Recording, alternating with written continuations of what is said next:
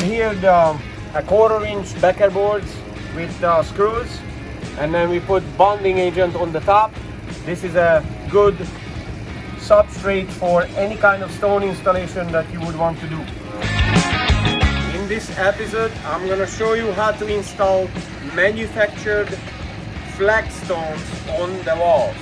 In the previous video, I showed you how to install these very same flagstones on floors, but I wanted to do a little demonstration about how to install these very same stones on walls.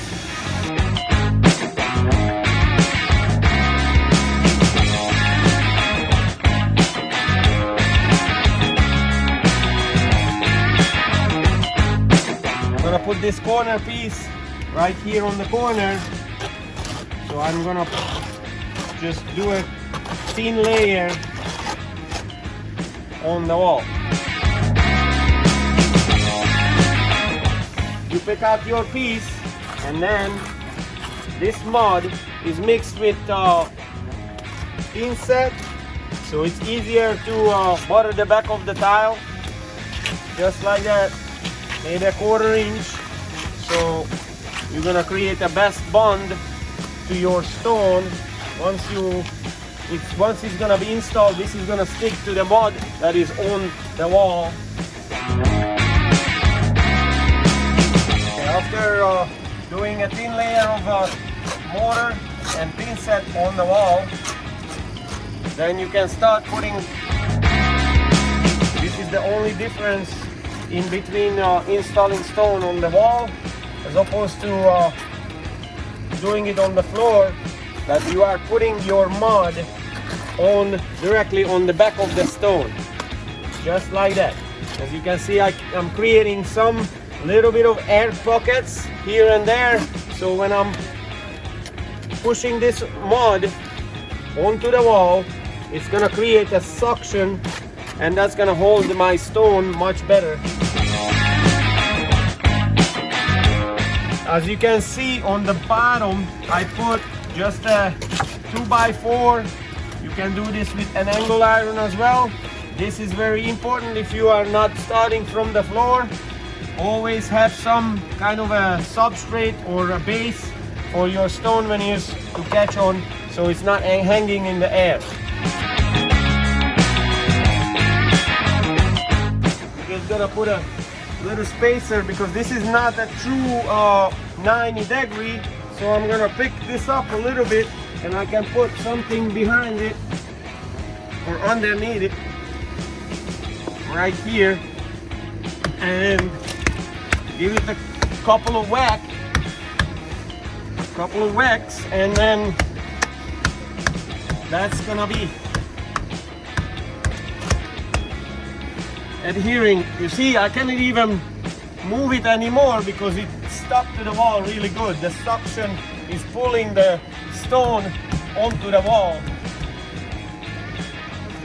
And of course, always pack your joints, pack the top of the stone all around, because that's what's gonna lock the stone really nice onto the wall. And later on, I'm gonna put a couple of screws here and there just to be sure that everything is gonna be The next step is to finding pieces that is matching shape to the shape that is the adjacent stone. As you can see, this, you can have an eye. You're gonna have to look at the stone on the floor or on the scaffold, and you have to look at the shapes, and then that's how you pick out the stone. This is a perfect fit for the next.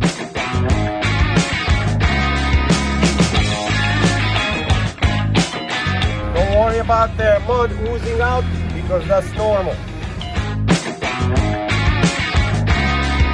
When we finish, I'm gonna get a grab bag and then just grout it with that, because I want one color all throughout. If you're mixing tinsel in the mud, don't use that mud for grouting.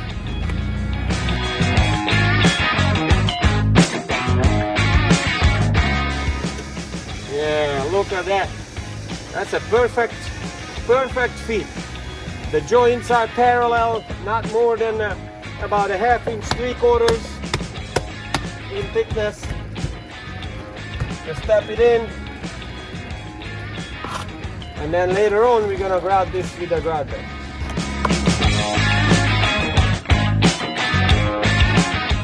And then I always have to pick out the piece that is gonna be a non-cut side of this one, because you know, if you cut these stones, you're gonna see the inside.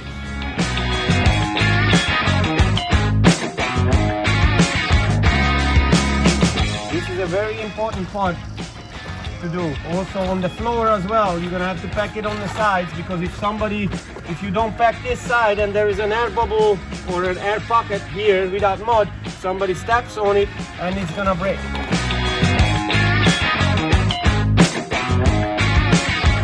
If you got a thinner stone like this, you put a little bit more mud in the back, so when you tap it on the wall, you're gonna be somewhat flush with the other stone. Obviously you're gonna have to have some stones protruding out a little bit more than the others, but that's the idea of this stone. It has to have some kind of a movement on the wall. I want to put this big piece here, but it's not going to fit on either side, so I'm going to just mark it, and then we can cut it with the grinder. Just leave a 1/2 inch joint and let it fit, and then take it out, and then your labor can cut it.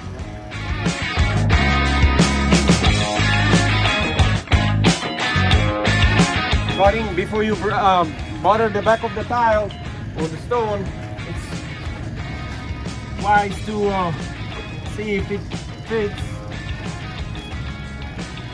See? It's a little bit tight, but it's gonna be okay. Okay, on the top, I'm gonna put a wainscot seal just to close up, and then the water is gonna drip over the stone, and then it's gonna seal the top part as well.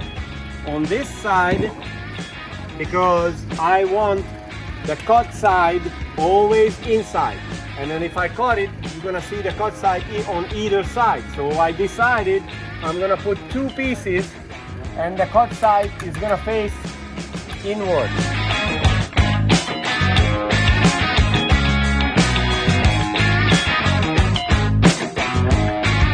Just gently wiggle it in, flush with the end of the wall,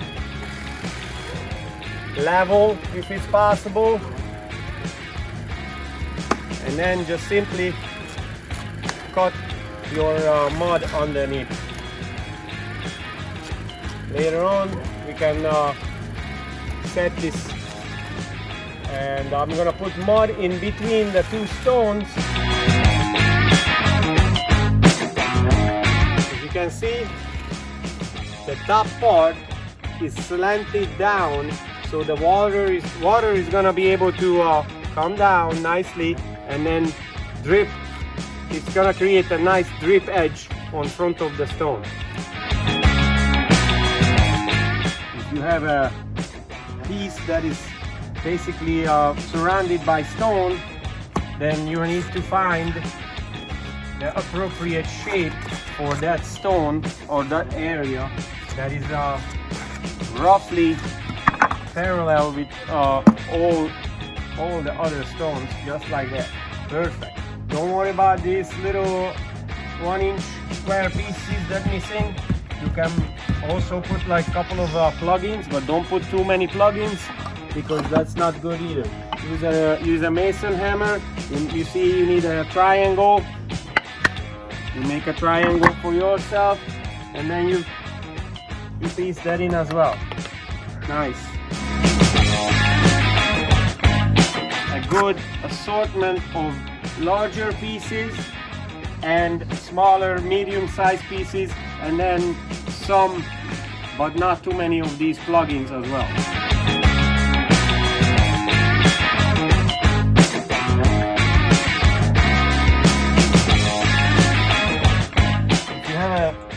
an opening, you cannot cut the top side. You have to cut the bottom side like I did, so it goes down, and then your uncut side, uncut edge is gonna be matching your bottom of the window.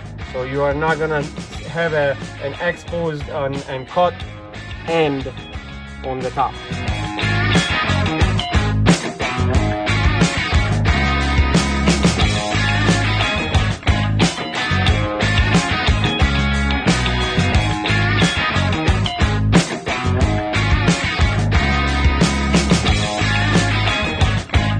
Real quick, I'm gonna show you how to mix your mud.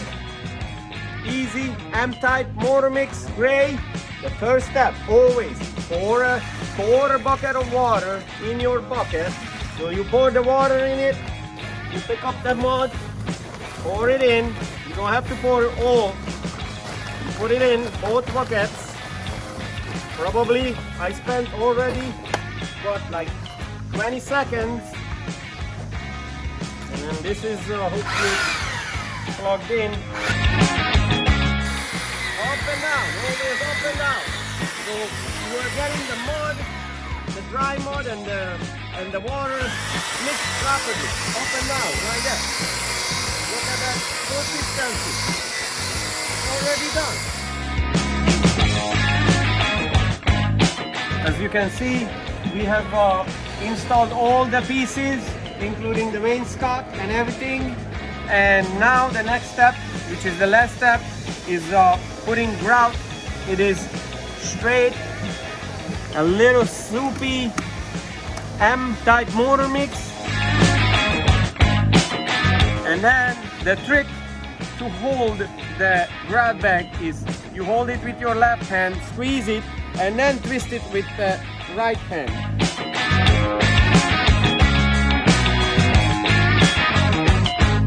Make sure that all the joints are filled up. Leave it there to dry for minimum 15-20 minutes depending on the temperature, and then when it's ready you can start cutting and brushing. As you can see, you have a joint, and then simply fill that up all the way up.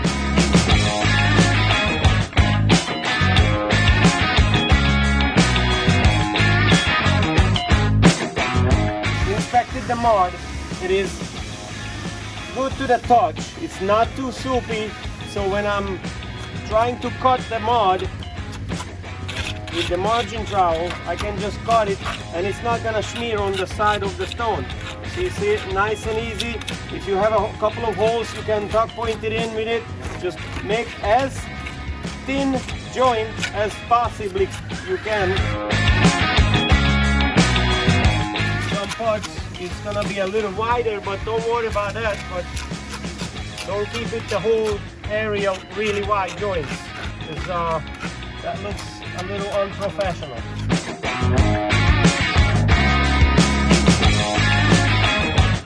On the inside of the window as well, you don't have to smear the mud on the top, on the side of the stone, because that looks ugly as well.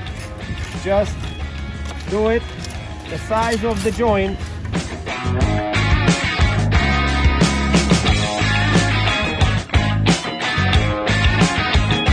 And finally, we have arrived to the last step, and that is brushing out the excess mud from the joints and off of the side of the stone. Get a stiff brush and then simply